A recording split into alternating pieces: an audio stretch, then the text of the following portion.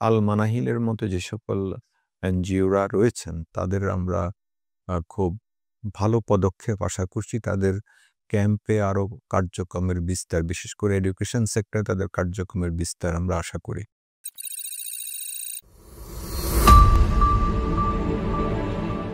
আসসালামু আলাইকুম ওয়া রাহমাতুল্লাহি ওয়া বারাকাতুহু। ইন্নাল হামদালিল্লাহ ওয়াসসালাতু ওয়াসসালামু আলা মান লা নাবিয়্যা বা'দা, আম্মা বা'দ। সুপ্রিয় দর্শক, মোনাহিল টিভির পক্ষ থেকে আপনাদেরকে স্বাগতম। আজকে আমাদের সাথে অতিথি হিসেবে রয়েছেন বাংলাদেশ সরকারের শরণার্থী ত্রাণ ও প্রত্যাবাসন কমিশনার অতিরিক্ত সচিব জনাব মোহাম্মদ মিজানুর রহমান বারাকাল্লাহু ফি হায়াতি। আমরা স্যারের কাছে একটি বিষয় নিয়ে জানতে চাইব। স্যারের দীর্ঘদিনের একটি অভিজ্ঞতা রয়েছে রোহিঙ্গা ক্রাইসিস নিয়ে। তিনি প্রায় ৫ থেকে ৬ বছর পর্যন্ত বিভিন্ন সময়ে দায়িত্ব পালন করেছেন। সেখানে আমরা দেখেছি যখন থেকে রোহিঙ্গারা এসেছে বিভিন্ন সিলেবাসে শিক্ষা পদ্ধতি চালু রয়েছে। আজকে তাদের আসার প্রায় ৯ বছর। তাই বর্তমান কি শিক্ষা তাদেরকে দেওয়া হচ্ছে এবং তাদের শিক্ষা আরও কি আধুনিক হওয়া দরকার? প্লিজ। জি, আসসালামু আলাইকুম। আপনাকে ধন্যবাদ। অত্যন্ত গুরুত্বপূর্ণ একটি বিষয়ের অবতারণা করেছেন। রোহিঙ্গা জনগোষ্ঠী আ বাংলাদেশে বসবাস করছে ১৯৯২ সাল থেকে।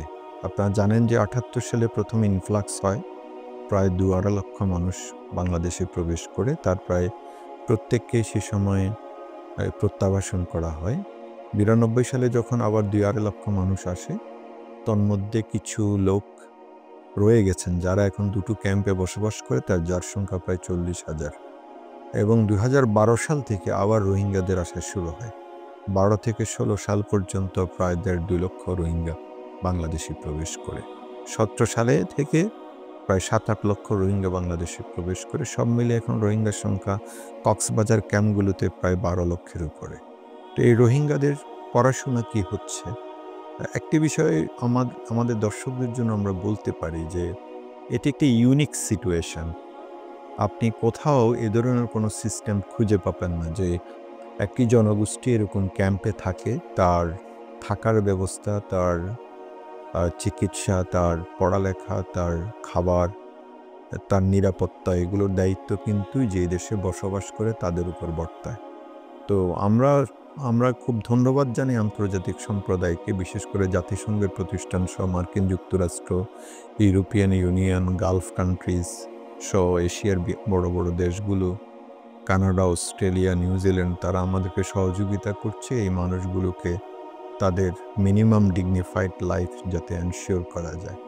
তো যে বিষয়টি আপনি অবতারণ করেছেন, আমাদের লক্ষ্য ছিল যে এই মানুষগুলো আ তাদের নিজ দেশের সরকার এবং তাদের আ পার্শ্ববর্তী বিভিন্ন জাতিগোষ্ঠী কর্তৃক নির্যাতিত হয়ে আমাদের দেশে এসেছে। যখন তাদের দেশে শান্তি প্রতিষ্ঠিত হবে, তখন তারা তাদের দেশে ফেরত যাবে। কিন্তু দুর্ভাগ্যজনকভাবে যখন ফেরত যাওয়াটা দেরি হচ্ছে, তখন বাংলাদেশ সরকার তাদের আ রোহিঙ্গাদের আ শিশুদের জন্য বিশেষ করে যে একটি লেখাপড়া সিস্টেম চালু করে। প্রথমে এটিকে বলা হয় লার্নিং কম্পিটেন্সি ফ্রেমওয়ার্ক। এটা অনেকটা একটি ইনফরমাল এডুকেশন সিস্টেম ছিল ইউনিসেফের সহযোগিতায়।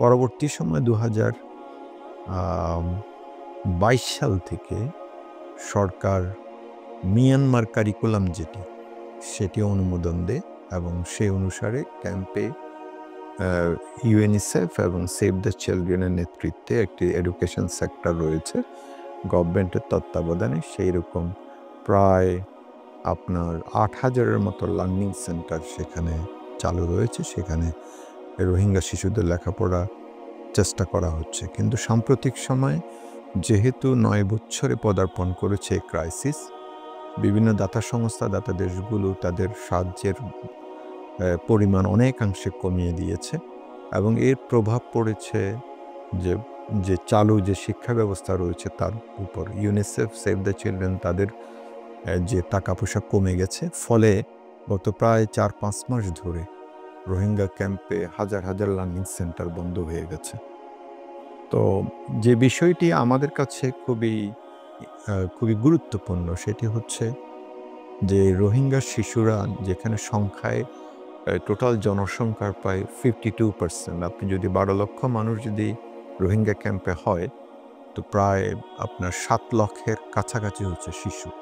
এই শিশুরা তাদের লেখাপড়া করা একটি, আমি মনে করি একটি তাদের একটা জন্মগত অধিকার এবং দায়িত্ব। আমাদেরও দায়িত্ব সেটি দেয়া, এবং সেই নিরিখে আমরা চেষ্টা করছিলাম তাদেরকে লেখাপড়া করানোর জন্য। কিন্তু যেহেতু দাতা দেশ এবং সংস্থাগুলো সাহায্য কমিয়ে দিয়েছে, এখন আমরা চেষ্টা করছি কিভাবে আমরা কমিউনিটিকে ইনভলভ করে, এবং বিশেষ করে যে সকল মুসলিম এনজিও এখন কাজ করছেন ক্যাম্পে, তাদেরকে আরও কিভাবে ইনভলভ করে এবং তাদের কমিউনিটির সম্পৃক্ততায় লেখাপড়াটা কন্টিনিউ করা যায়। আমাদের পরিকল্পনা হচ্ছে যে তাদের যে ধর্মীয় লেখাপড়া যেটি রয়েছে, বিশেষ করে মক্তব এবং কিছু মাদ্রাসাও সেখানে রয়েছে, এগুলোকে আমরা আমাদের তত্ত্বাবধানে এনে এবং তার সাথে মিয়ানমার কারিকুলামকে রেখে সেখানে কিছু যদি ভোকেশনাল এডুকেশন চালু করা যায়, সেটি আমরা চালু করতে চেষ্টা করছি। এবং এই ক্ষেত্রে আল মানাহিলের মতো যে সকল এনজিওরা রয়েছেন, তাদের আমরা খুব ভালো পদক্ষেপ আশা করছি। তাদের ক্যাম্পে আরও কার্যক্রমের বিস্তার, বিশেষ করে এডুকেশন সেক্টরে তাদের কার্যক্রমের বিস্তার আমরা আশা করি। এবং আগামী 2 নভেম্বর, আমরা 2nd নভেম্বর আমরা একটা ওয়ার্কশপ করতে যাচ্ছি আমাদের অফিসে। সেখানে যে সকল এনজিও সেক্টরে কাজ করেন তাদেরকে, ইউনিসেফ সহ অন্যান্য অর্গানাইজেশনকে আমরা ইনভাইট করব। ইভেন কমিউনিটি লিডার্স রয়েছেন যারা, বিশেষ করে আমরা সাম্প্রতিক সময়ে রোহিঙ্গা কমিউনিটিতে একটা ইলেকশন হয়েছে আমরা খেয়াল করেছি, এবং সেখানে যারা ইলেক্টেড কমিউনিটি রিপ্রেজেন্টেটিভ রয়েছেন তাদেরকে আমরা বলেছি যে you form a education department, and তারা অলরেডি তাদের একটি এডুকেশন বোর্ড করেছে, রোহিঙ্গা এডুকেশন বোর্ড, এবং কমিউনিটি স্কুলগুলো তারা চালায়, মাদ্রাসাগুলো তারা নিজেরাই চালায়। তো আমরা এগুলোকে কিভাবে তত্ত্বাবধান করতে পারি, এর মাধ্যমে আমরা রোহিঙ্গা শিশুদের এডুকেশন যাতে নিশ্চিত করতে পারি।